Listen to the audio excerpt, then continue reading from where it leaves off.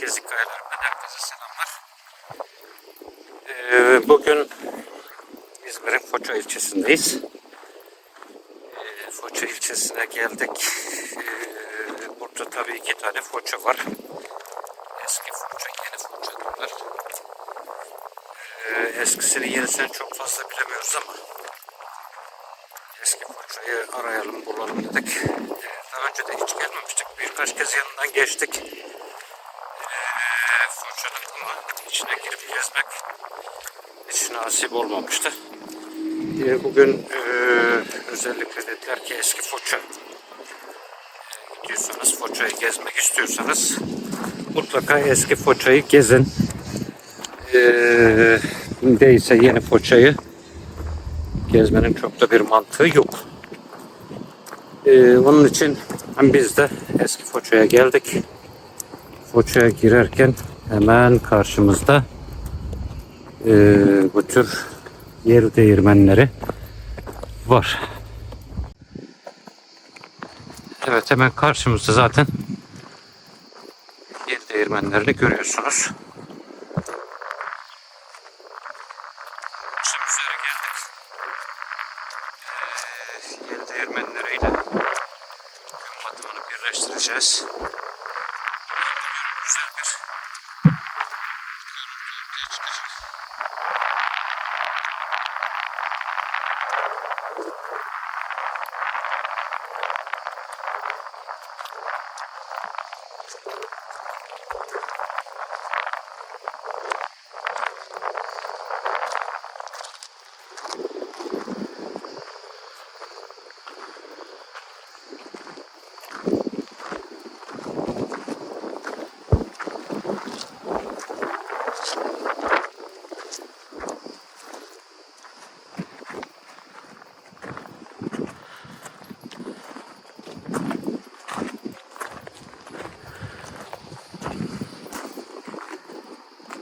Evet, eşsiz güzelliğiyle karşımızda Foça.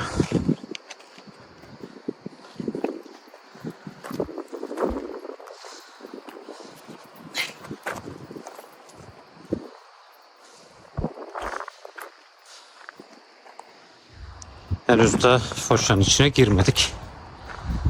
Hemen burada girişte bir tanesi yıkılmış.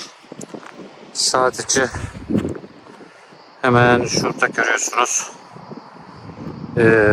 Binası yıkılmış. Taş duvarlar kalmış. Ama diğer iki tanesi ayakta.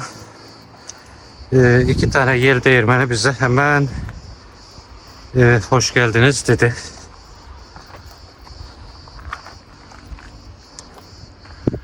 Biz de Foça'ya bu yel değirmenleriyle merhaba diyelim diye buraya saptık.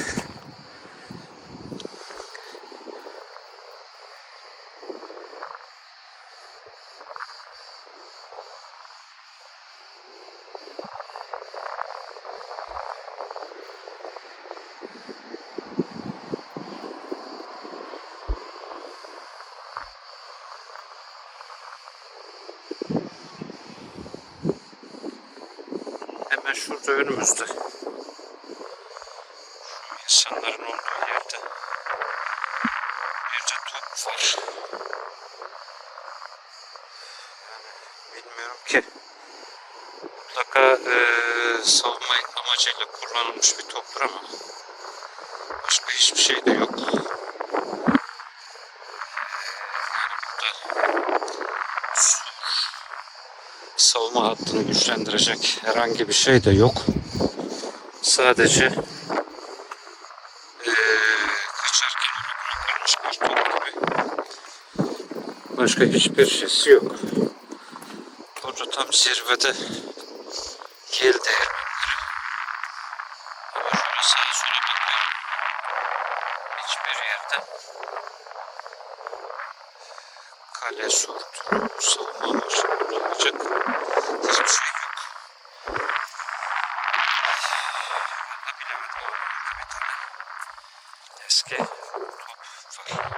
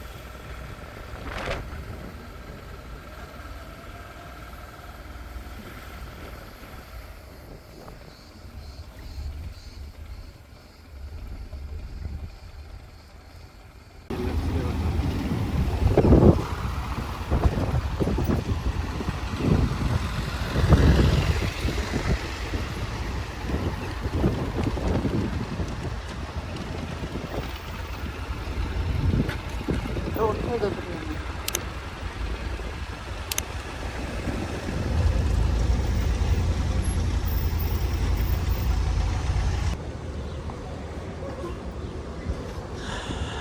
Evet, eski Foça'nın merkezine geldik. Ne yapmış? Eurovole Avrupa Bisiklet Rotası Ağı diye böyle bir yer yapmış. Nereden çıkmış? Ta Efes'ten çıkmış.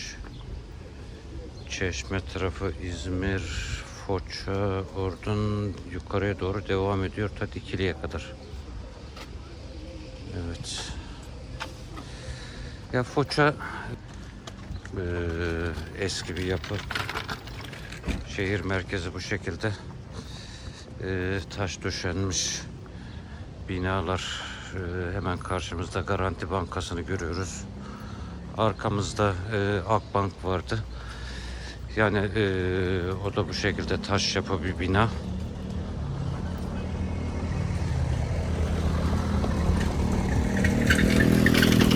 Yani çok modern bir şehir değil. Bunun sebeplerinden birisi İzmir'e ve İzmir Çanakkale yoluna biraz uzak olması, sahilde olmasından dolayı biraz yol sorunu var. Yolları çok gelişmiş değil. Tek şerit gidiş geliş şeklinde. Bundan dolayı ulaşım sıkıntısı var. Artı bu eski Foça'nın çevresinin tamamen askeri birliklerle kaplanmış olması. Yani çevresinde her tarafta askeri birlik var.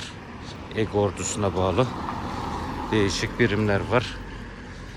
Bundan dolayı Foça çok genişleyememiş, gelişememiş. Artı burası bir de doğal güzelliğini koruyabilmek için sit alanı ilan edilmiş. Sit alanı da ilan edilmesinden sonra artık burada taş üstüne konulmamış, sadece tarihi değerlerin korunması yönünde bir adım atılmış. Yani gelişmiş mi? Bence gelişmemiş, gelişmeye açık bir şehir, ilçe. Ancak bir yönden gelişmediğinde biz seviniyoruz. Eski tarihi değerlerine sahip çıkmasından dolayı biz seviniyoruz. Konum olarak Türkiye'nin en batısında bulunan Ege kenarında bir şehir. Onun için güvenlik önemli. Hemen şu arkada görmüş olduğumuz dağlarda askeri birlikler olduğu için yukarıya doğru, dağlara doğru çok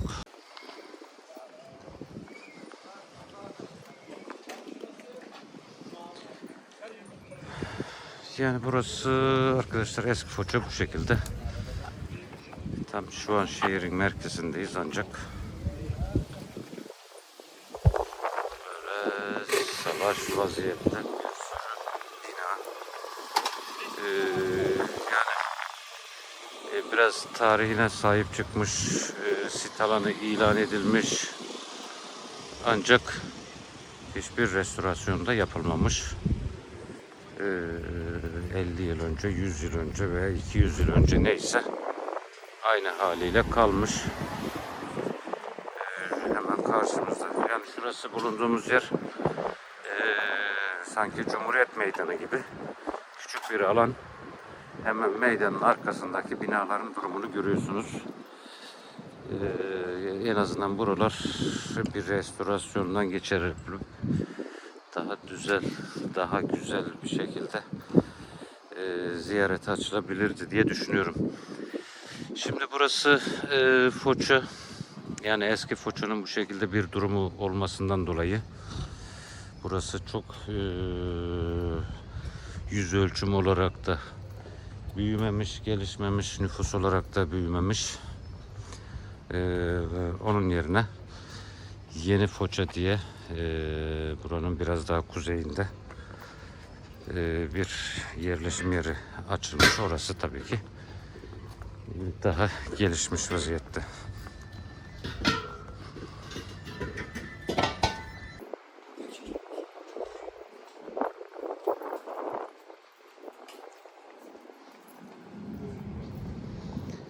Yani sanki gözden çıkarılmış bir yerleşim yeri gibi sanki.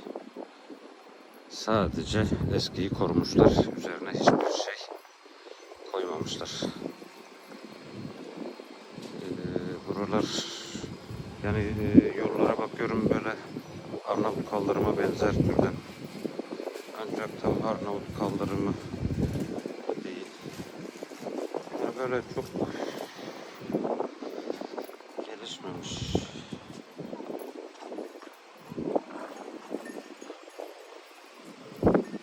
Yatırım yapılmamış yani buralara.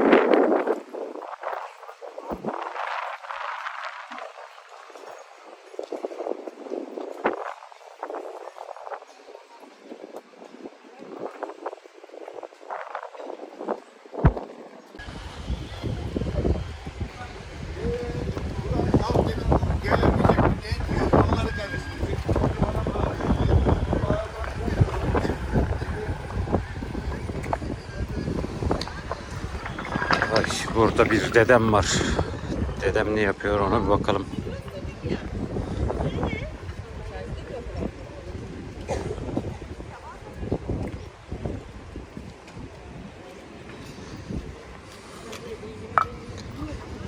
Yani Foça'nın geliri deniz üzerine, deniz ürünleri üzerine olduğu için orada da onu temsilen balıkçı ve teknesini canlandırmış.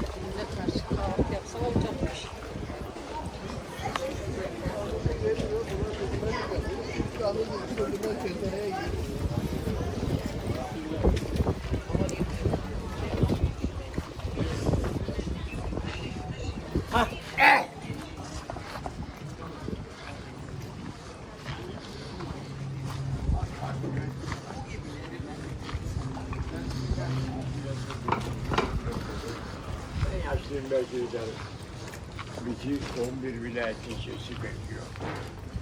Hiçbir şey yok. Şaşırdık Allah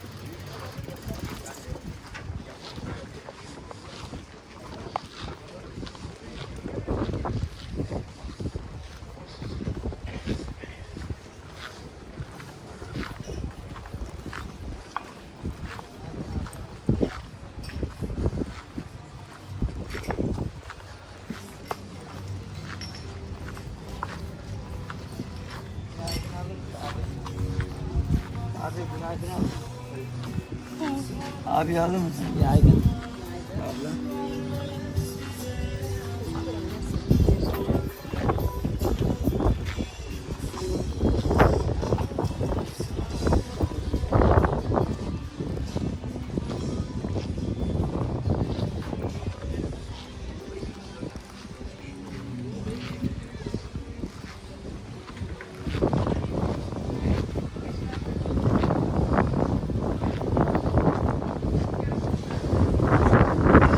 Evet, bu şekilde de bir sahil vardı. Yani aslında çok kötü bir yerde değil. ama birçok yeri gezdiğimiz için demek ki bizim beklentilerimiz yüksek. O açıdan yani ben biraz şey yapamadım, yani ısınamadım Foça'ya. Tamam, doğallığıdır, her şey harika ama ben ısınamadım, öyle söyleyeyim artık. Demek ki kafamda canlandırdığım Foça çok daha güzel bir yermiş. Benim beklentilerime cevap vermedi.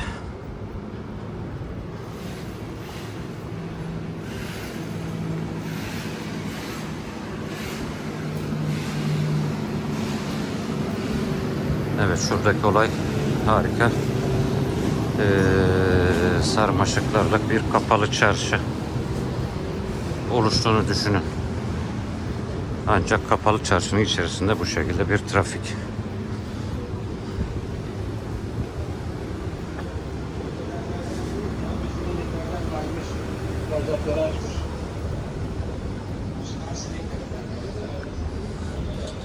Yani Foça yerleşim olarak fabrika yok, tarım arazisi yok. Sadece zeytin ve zeytinyağı üretimi artı deniz ürünleri, balıkçılık ve turizme bağlı bir ekonomisi var. Ancak turizme yönelik de çok bir yatırım yapılmamış gibi.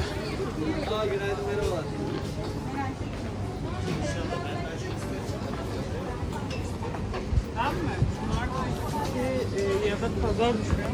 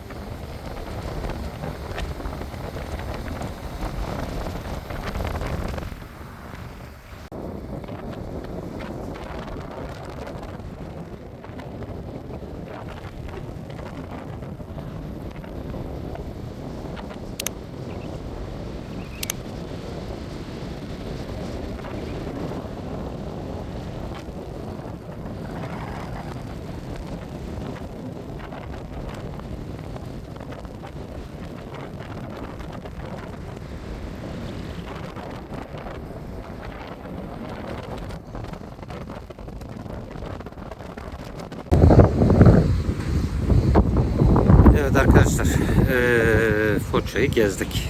Eskisini, yenisini, her ikisini de gezdik. Bu yoldan aslında biz yıllarca geldik geçtik ama Foça biraz içeride diye biraz Foça'yı ihmal etmiştik. En son yorumlar, tavsiyeler, Foça'yı mutlaka ihmal etmeyin, gezin yönünde bize telkinde bulunan arkadaşlarımızın sayısı artmaya başlayınca bu gezimizde de turumuza ekledik. Bence iyi mi oldu, kötü mü oldu, son bir değerlendirme yapacak olursak videonun içerisinde de bazı şeylerden bahsettim ama eski Foça, yeni Foça hepsini bir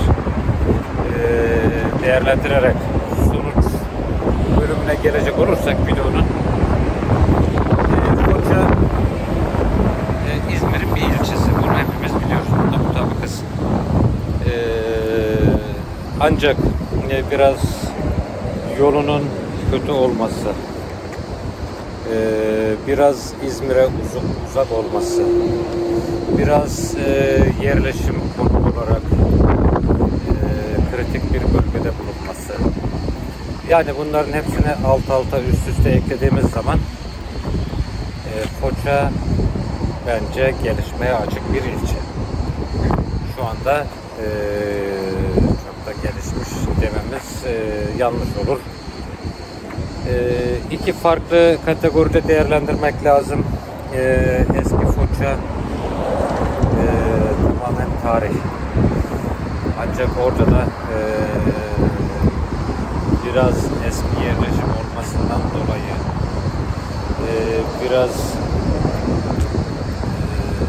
yani eski yerleşim olunca böyle sokaklar, caddeler biraz dar. Artı buranın sit alanı ilan edilmesi, yani ne derseniz deyin, burada tarih kokan bir ilçe. Resmen tarih. Nereye bakarsanız bakın, taş evler,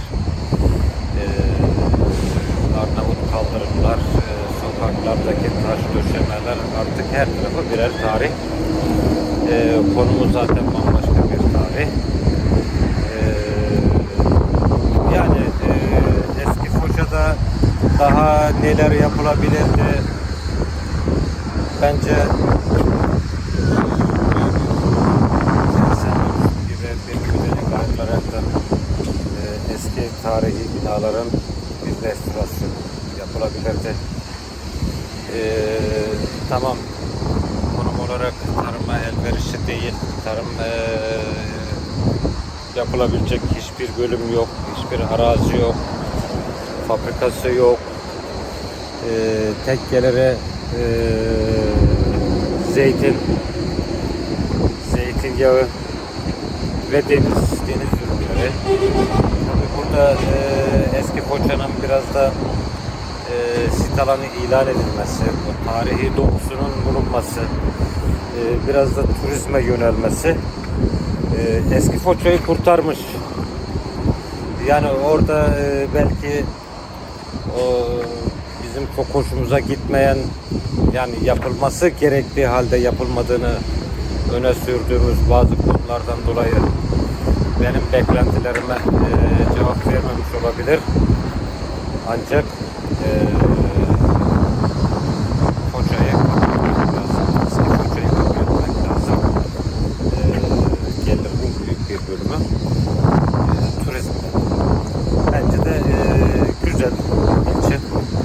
Yeni Foça'ya gelince, Yeni Foça sadece bir koyda yeni binalar, tatil beldeleri.